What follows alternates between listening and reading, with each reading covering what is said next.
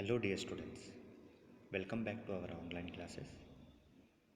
In previous class, we have discussed about short-run costs and its calculations.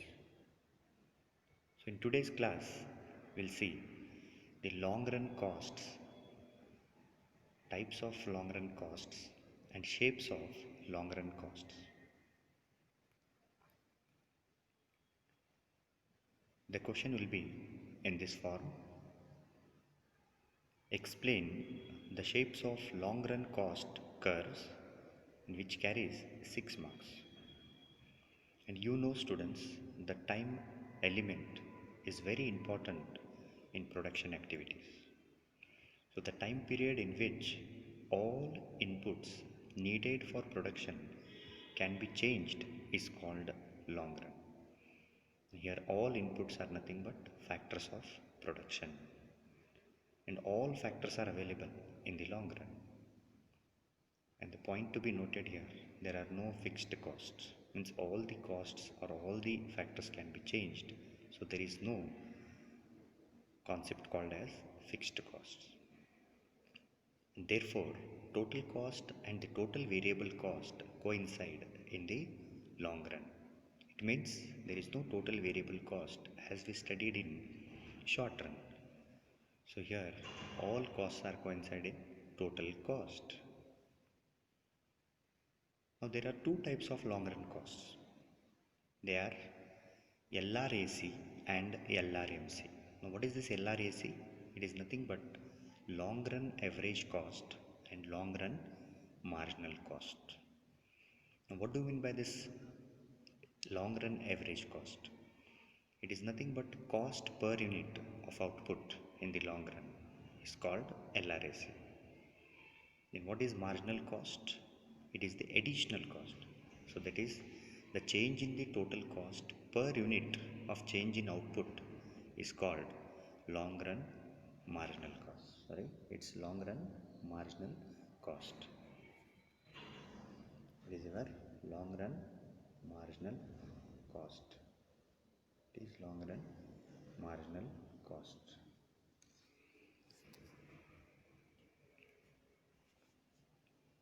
Now returns to scale.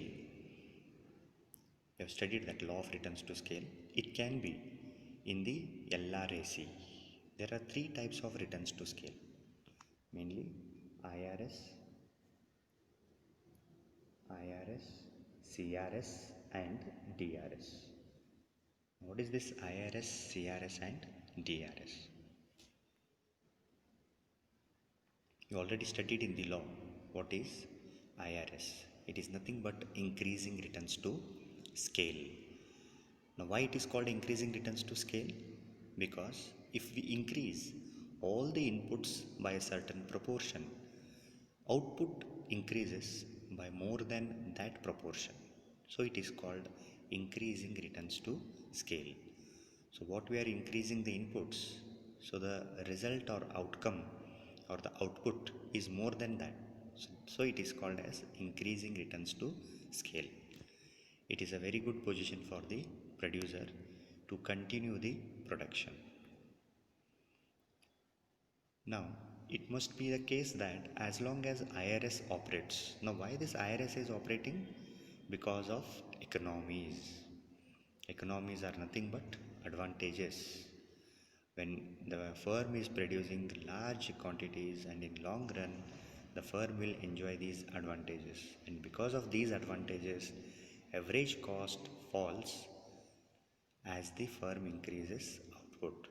If cost is falling, it means the firm is enjoying the profit or it is in a good position to continue the production. I hope you understood what is increasing returns. And second stage or second concept is here constant returns, that is CRS, constant returns to scale. If you want to increase the output by certain proportion, inputs, output increases to the same proportion. So whatever percentage or quantities you are increasing the inputs, the same output you will experience. So it is called constant returns to scale. Again, it is a very good position for the producer.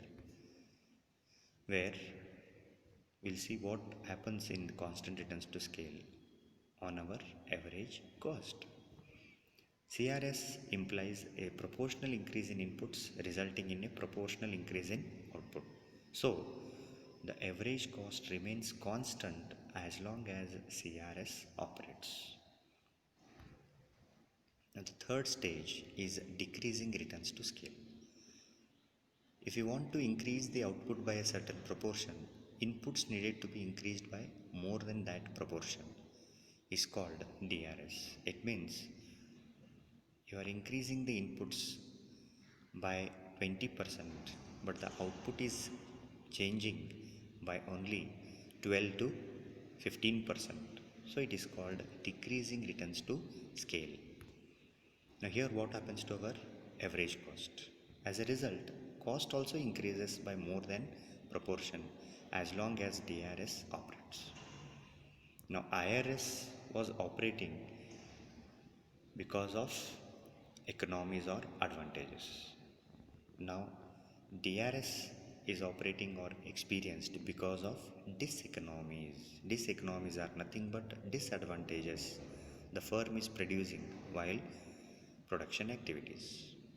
Now here, the average cost must be rising as the firm increases output. I hope you understood what is the status of average cost in all three stages, that is IRS, CRS and DRS. Now the same thing we can understand with the help of diagram. So in this diagram, you'll see that on OX axis we are measuring output, and on OY axis we are measuring OX axis we are measuring cost, OY axis we are measuring output. So here there are two curves, LSC and LMC. It is nothing but long run average cost and long run marginal cost curves. When it comes to falling, that is, when it comes to falling, marginal cost is the initial cost which starts falling, and when it comes to rising, again the marginal cost is the first to rise. So in both the cases we'll find that marginal cost is taking initiative, or it is the impact on marginal cost is first.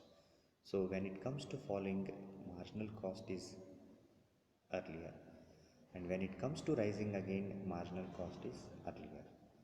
So we'll find here the marginal cost curve shape is U shape. Now what about average cost? When it comes to falling, it is behind the marginal cost, and when it comes to again rising, again it is beyond the marginal cost.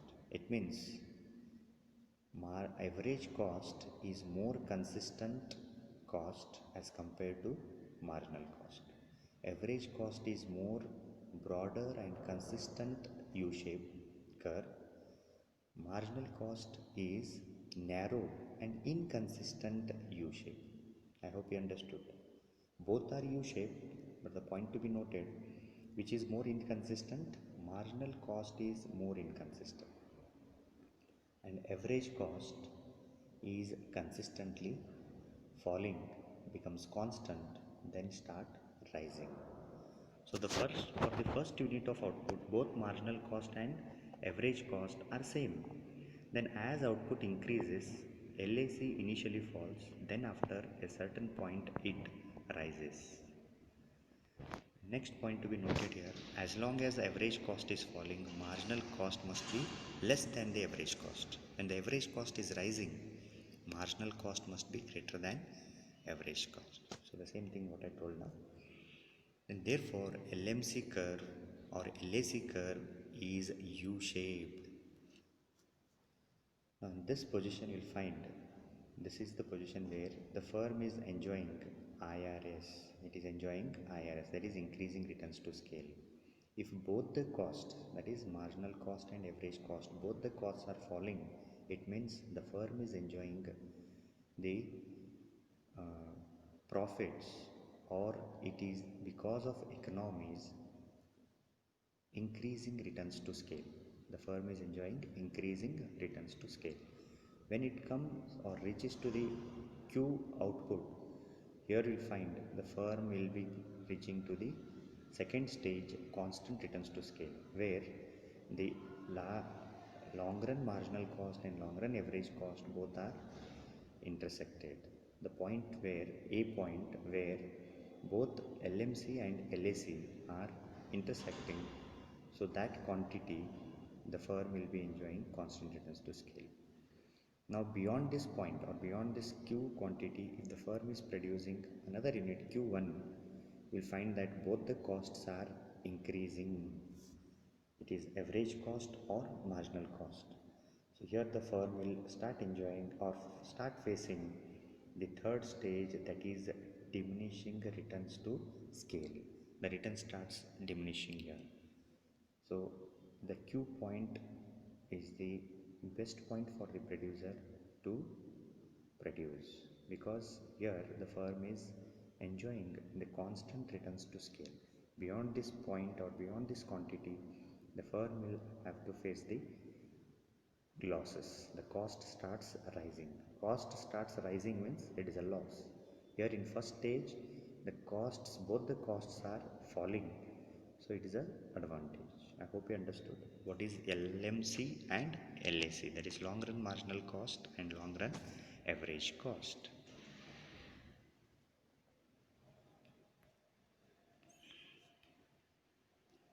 Now LMC curve cuts the LAC curve from below at the minimum point of LAC. So here the another diagram I have taken, where you'll find all three stages,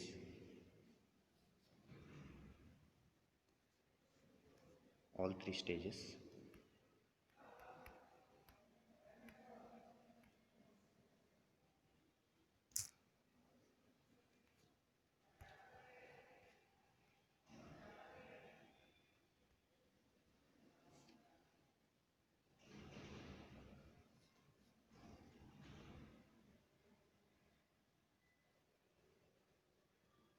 here, all the three stages,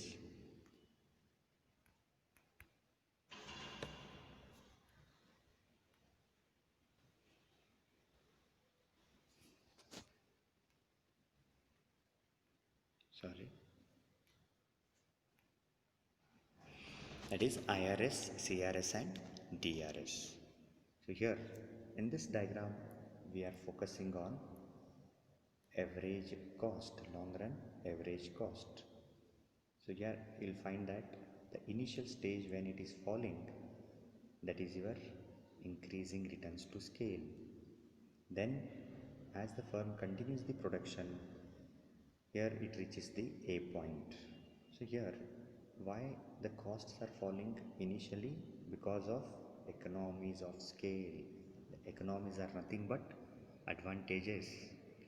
Then as it reaches to this point, the advantages or economies become neutral. Then the firm will be enjoying only what? Constant returns to scale. And further, if the firm continues to produce beyond this Q quantities, so the firm has to face diseconomies of scale, or the costs will start rising because of disadvantages. So that is the reason long run average cost is U-shaped. Long run average cost is U-shaped. So the 1 marks question will be asked, what will be the shape of marginal cost curve and average cost curve? The answer is U-shaped, but only the point to be remembered here, the marginal cost curve is narrow U-shape. Marginal cost curve is narrow U-shape, whereas average cost curve is broader U-shape. I hope students you understood. In long run, what are the long run costs and the shapes of long run cost, and the reasons behind why these both the costs are U-shaped. Okay, in next class we'll see it more questions, and that too we will be specifically discussing the question bank of chapter 3, production and costs. Thank you.